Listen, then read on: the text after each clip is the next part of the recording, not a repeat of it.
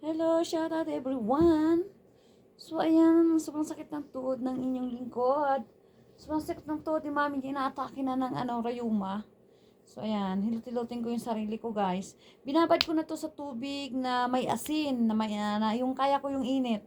Binabad ko na siya. Ayan, malagatok siya, oh. Oh. Oh, ganyan. Pero itong isang tuhod ko, hindi naman siya lumalagatok. Pero itong isa, lumalagatok, oh. Oh. Ayan, sakit. Malagatok siya. So, ngayon, hilot-hilutin ko siya, guys. Diba? Ganyan tayo mga OFW. Shout out sa mga kapwa ko OFW.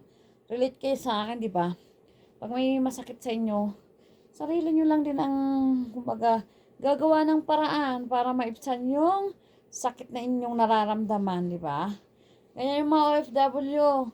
Mag-isang lumalaban sa hirap, ginhawa, sa sakit at saya. Diba? So, ganun talaga. Kasi, may pangarap. Ang hirap naman kasi pag sa Pinas. Diba, guys? Masyado na madrama ako. Sakit talaga, guys! Sobra. Lumalagatok siya. So, hinihilot-hilot ko siya. Hinihilot ko yung sarili ko. Lumalagatok dito, oh. Dito. Dito yung sakit.